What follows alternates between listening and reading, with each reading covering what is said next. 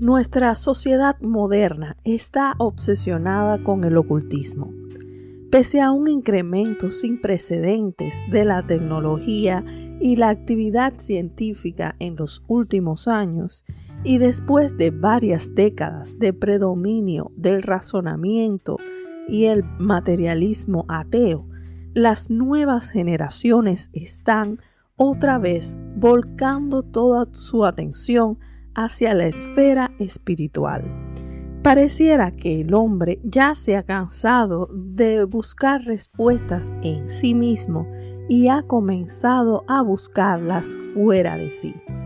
La gente de hoy en día está más consciente que nunca antes de que existe una esfera espiritual, cuya influencia en nuestras vidas es innegable y a la vez esencial, ya sea que decidamos llamarles energía, vibraciones, seres de otras dimensiones o directamente entes espirituales. Es impresionante ver cómo todo el sistema del mundo en que vivimos gira ahora alrededor de ellos. Las más exitosas producciones musicales y cinematográficas, los videojuegos más populares, las últimas tendencias en moda, decoración, diseño, deporte, estética, psicología, religión, etc. En una búsqueda desesperada por lo sobrenatural, la sociedad occidental se encuentra ahora en una carrera desenfrenada por abrazar y asimilar cada elemento de religiosidad pagana que haya marcado alguna vez la experiencia humana. Tristemente, la Iglesia de Jesucristo aún no está preparada para hacer frente a los retos de esta nueva generación. Una iglesia que carece de lo sobrenatural difícilmente puede estar a la altura de la batalla espiritual en estos últimos tiempos. Mientras que algunos ignoran y se hallan a sí mismos envueltos o comprometidos con la agenda satánica, otros parecen haber decidido tomar el lado del temor y la observación pasiva, y solo una minoría es consciente y se está preparando para llevar la gran comisión, o debiera decir, la gran liberación a los cautivos. El Evangelio es, otra vez como al principio, un asunto de poder y no de argumentación teológica, una misión de rescate y no un discurso persuasivo, una cuestión práctica más que intelectual o teórica. La desesperación de la gente está al descubierto, debido a que nuestro mundo se encuentra ahora más expuesto a la influencia satánica que unos pocos años atrás. Muchas personas han comenzado a experimentar ataques espirituales y una creciente opresión. Además, si alguien me pidiese caracterizar el presente estado de cosas usando solamente una palabra, mi respuesta sería confusión. Personalmente me he sentido tan confundida durante los últimos meses que he comenzado a orar específicamente para que el Espíritu Santo me libere de este espíritu de las tinieblas y traiga claridad a mi mente.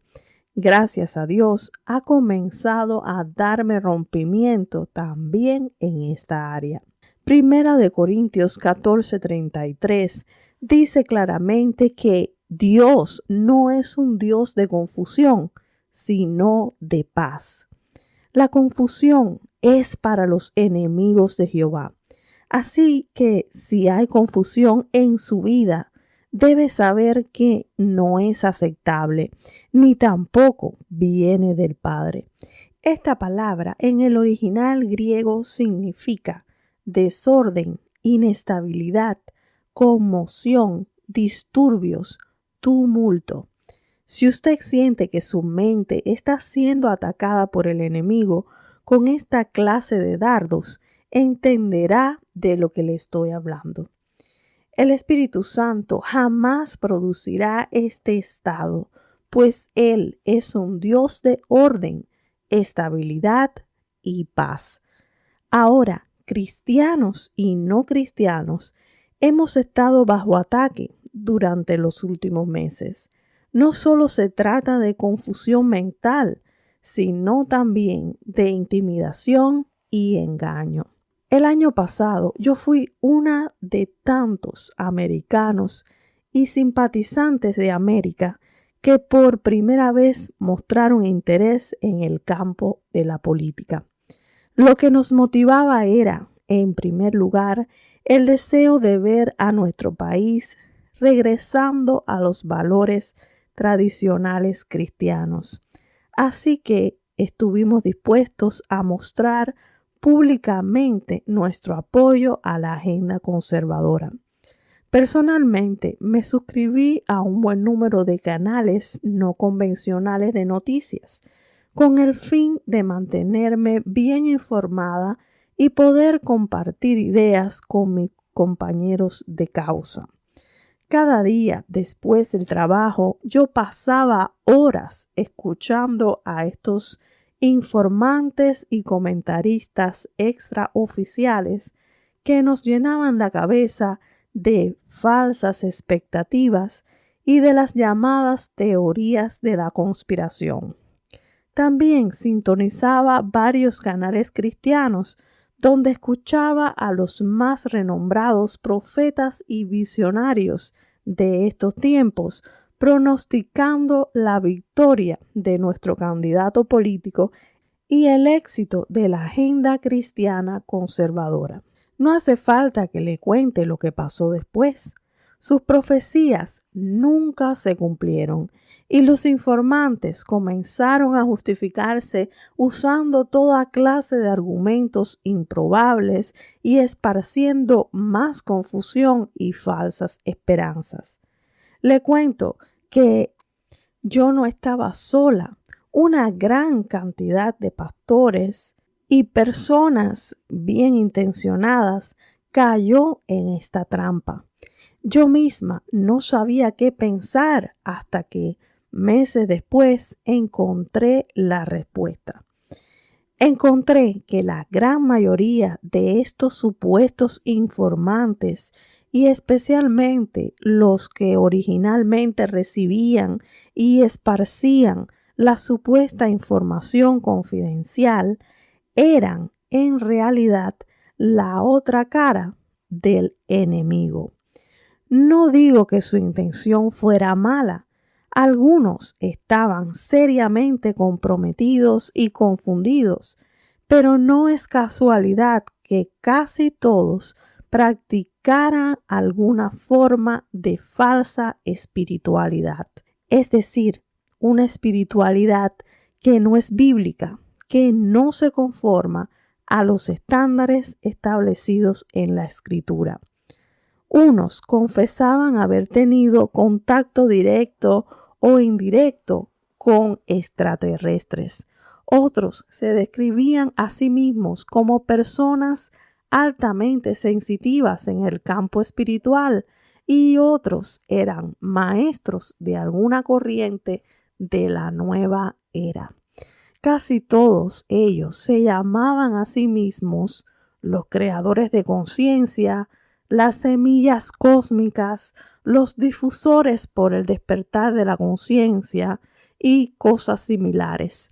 Me di cuenta de que aún los profetas, pastores y líderes religiosos habían caído en la trampa del enemigo, escuchando a estos espíritus de falsa profecía, inclusive a los propios informantes. Lo cierto es que vivimos una época de gran confusión y nadie se encuentra a salvo. El enemigo utiliza diferentes estrategias para captar nuestra atención y mantenernos distraídos del propósito de Dios. Las Escrituras, y particularmente el libro de Levítico, nos habla sobre el peligro de una falsa espiritualidad. El Señor instruyó a Moisés y le dio su ley para que Israel pudiera reconocer y rechazar todo acuerdo con las tinieblas, a fin de mantenerse en una relación de pacto exclusivo con Él. Este pueblo, salido de un Egipto pagano, estaba rodeado de culturas y costumbres cananeas también paganas, pero había recibido revelación y herramientas espirituales para vencer el ataque de la falsa espiritualidad. En lo que resta de este estudio bíblico, entraremos a examinar los límites o principios de la ley de Dios para una espiritualidad saludable.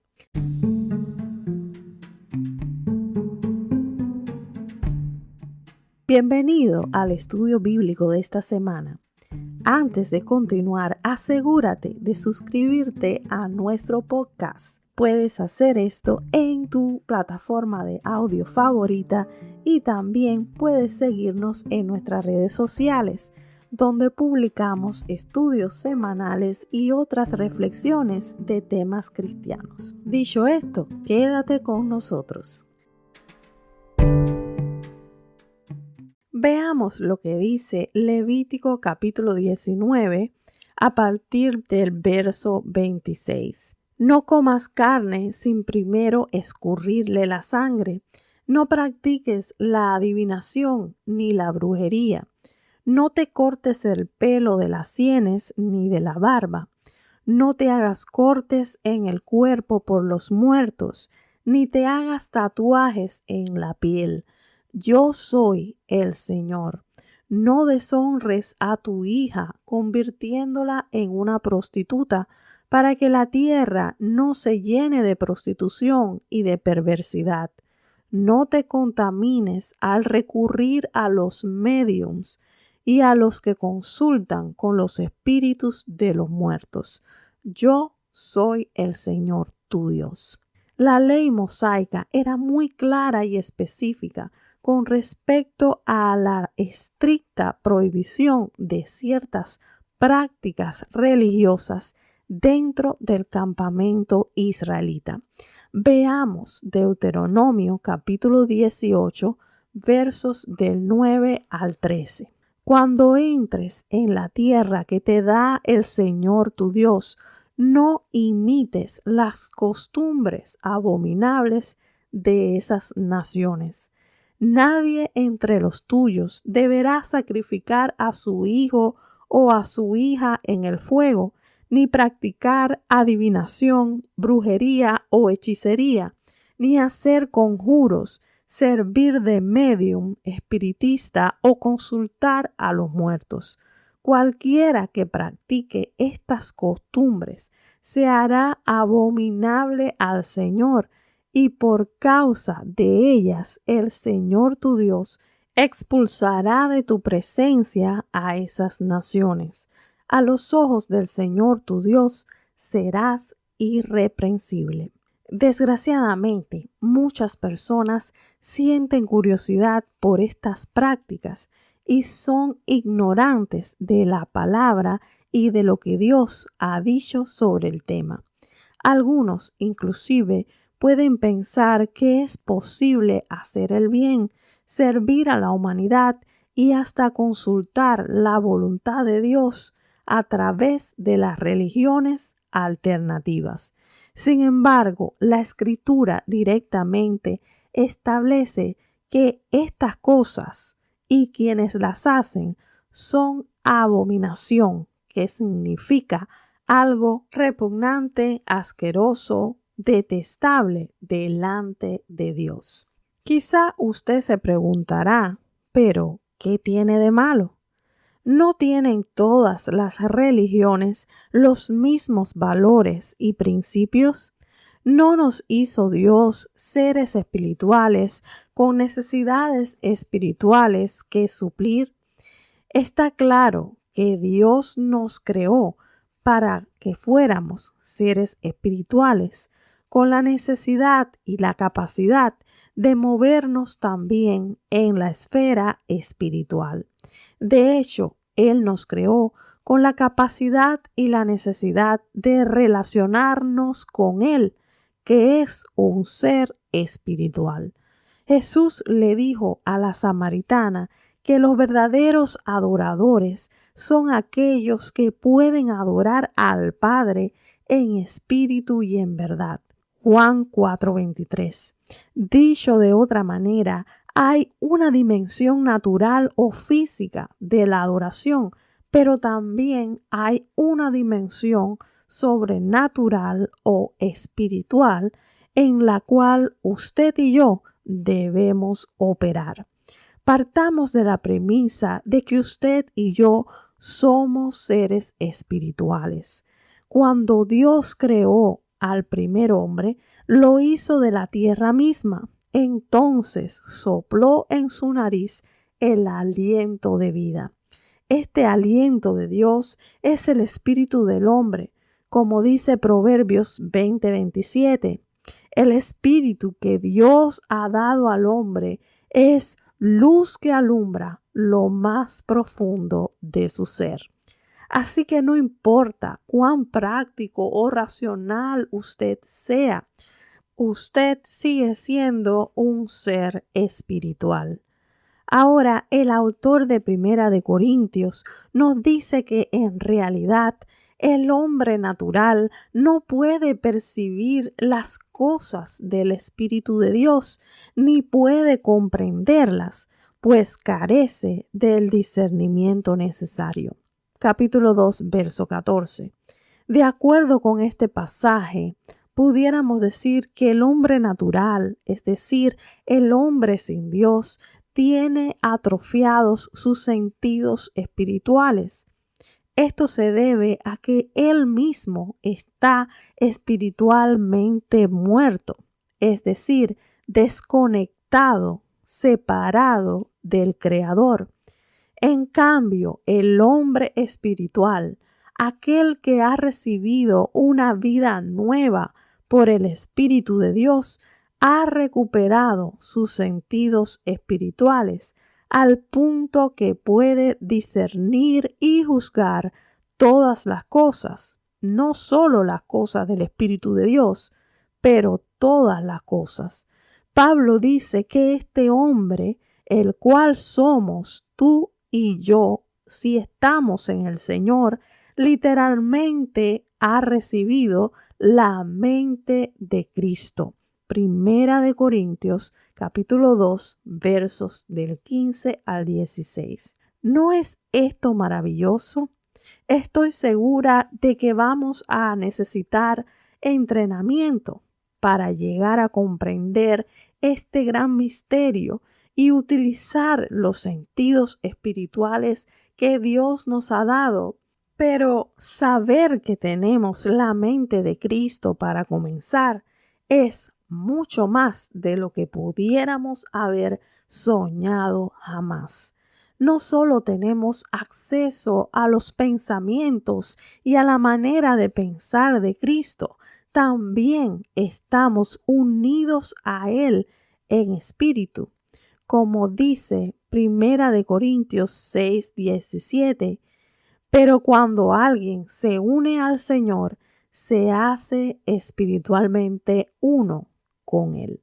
El propósito de su espiritualidad es que usted pueda relacionarse con el Creador, no que vaya tras una falsa espiritualidad. Cualquier sustituto para esa relación es altamente ofensivo para Dios y huele a podrido. Además, cualquier otra experiencia que usted y yo pudiéramos tener fuera de Dios ni siquiera se acerca a la magnitud, la riqueza y la plenitud de una experiencia personal con Él. Recientemente leí un concepto de adivinación que dice que la adivinación es un paralelo pagano de la profecía. Y sinceramente, pienso que tiene mucho sentido. Veamos lo que dice Deuteronomio capítulo 18, versos 14 y 15. Las naciones cuyo territorio vas a poseer consultan a hechiceros y adivinos, pero a ti, el Señor tu Dios, no te ha permitido hacer nada de esto. El Señor tu Dios levantará de entre tus hermanos un profeta como yo.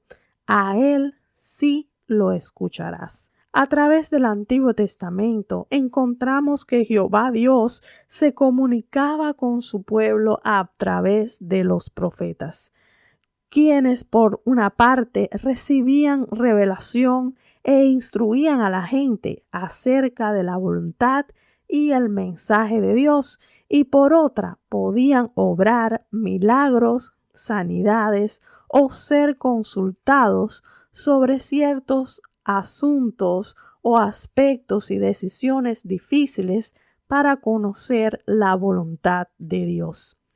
Lo que diferenciaba a estos profetas y videntes del resto de los adivinos, agoreros, brujos, encantadores y magos, etc., es que los primeros operaban en el poder del Espíritu de Dios, que nosotros llamamos el Espíritu Santo, mientras que los segundos intentaban establecer comunicación con otros espíritus y divinidades paganas.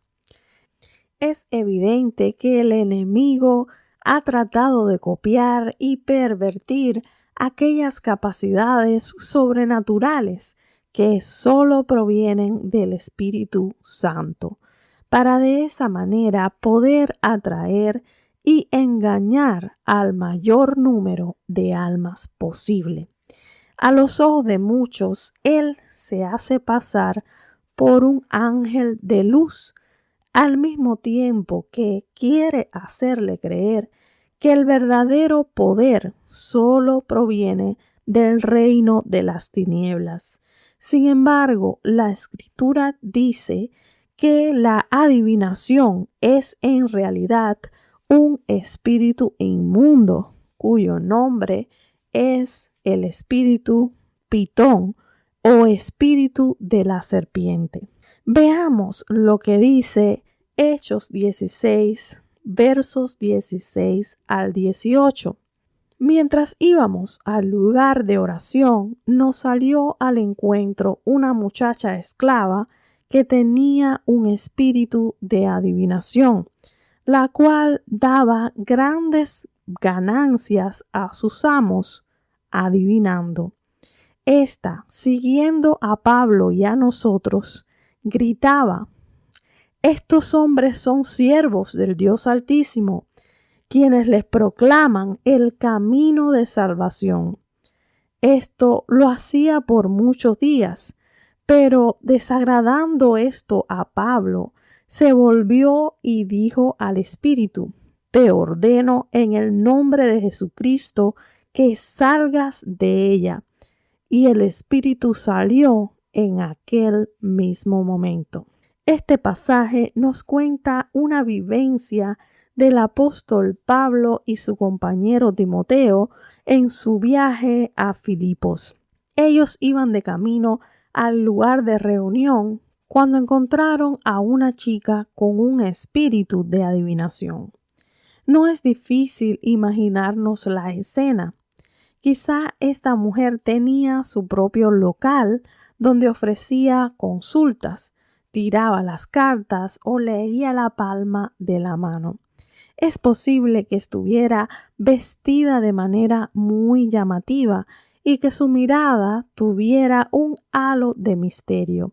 Seguramente contaba con varios anunciantes, unos cuantos trucos y efectos especiales para impresionar a los clientes y hasta algún que otro guardia de seguridad a la puerta. Después de todo, ella estaba dotada de un don especial, como una mina de oro en la calle del mercado. Era tan exacta en sus predicciones y lecturas que se había hecho de una reputación en toda aquella región y nunca le faltaban los clientes con dinero para gastar. Sin embargo, la Escritura nos dice que esta mujer en realidad no era libre. Ella solo era una víctima de explotación, una pobre chica esclava sin voluntad propia o la facultad de elegir su propio destino. No es casualidad que fuera una mujer esclava, porque el espíritu de Pitón puede dar la ilusión de una falsa prosperidad material, pero al final es un espíritu de esclavitud.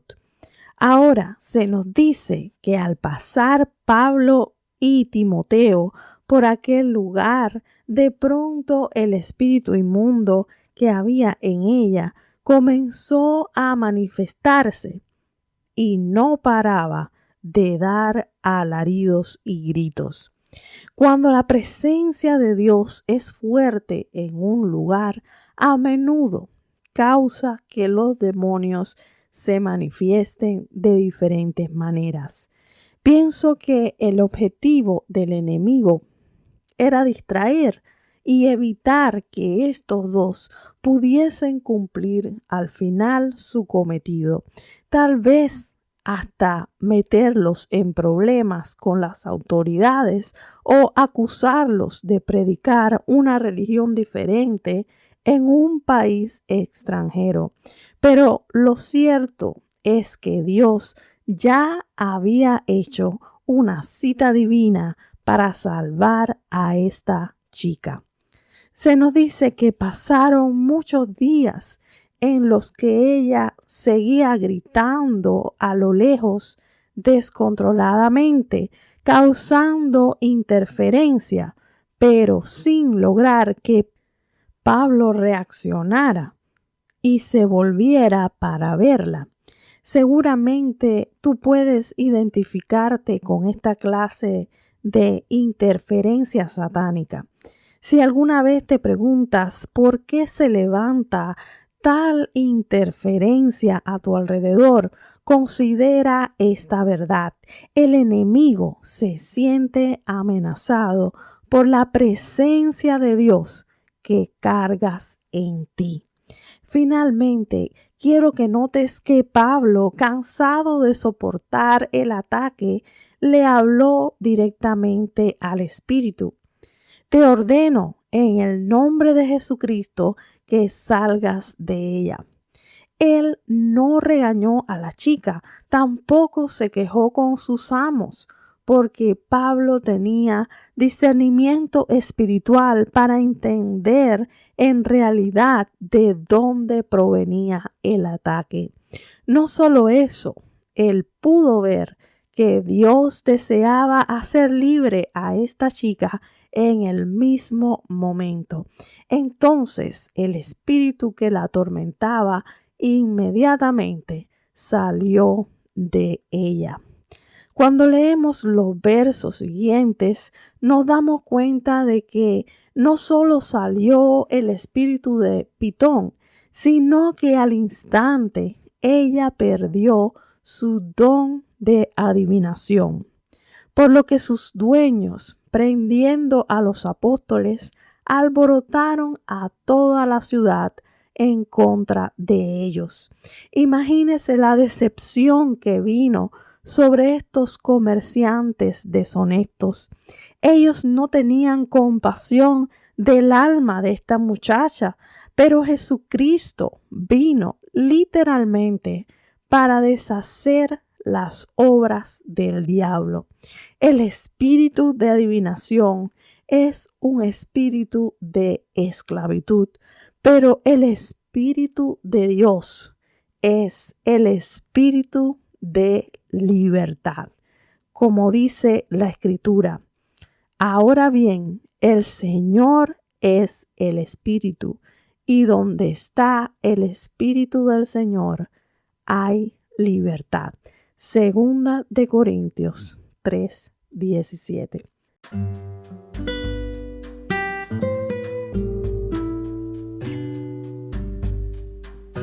Estimado oyente, si tú estás escuchando este estudio y has comprendido que esta es la verdad y que el Espíritu del Señor está ahí para darte libertad, te invito a que le pidas perdón por todo acto de falsa religiosidad, toda práctica u objeto relacionado con el ocultismo y todo pacto voluntario o involuntario que hayas hecho con espíritus de las tinieblas.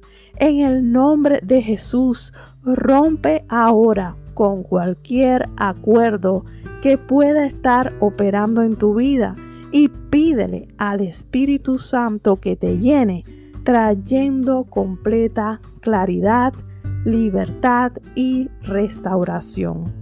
Espíritu de Dios, perdónanos por no reconocer y honrar tu presencia en nuestras vidas como deberíamos haber hecho. Señor, ayúdanos a crecer en nuestra relación contigo mientras recibimos de ti todos los dones y habilidades sobrenaturales que quieres darnos para edificar con ellos el cuerpo de Cristo y llevar el evangelio del reino a todo el mundo cautivo. En el nombre de Jesús. Amén.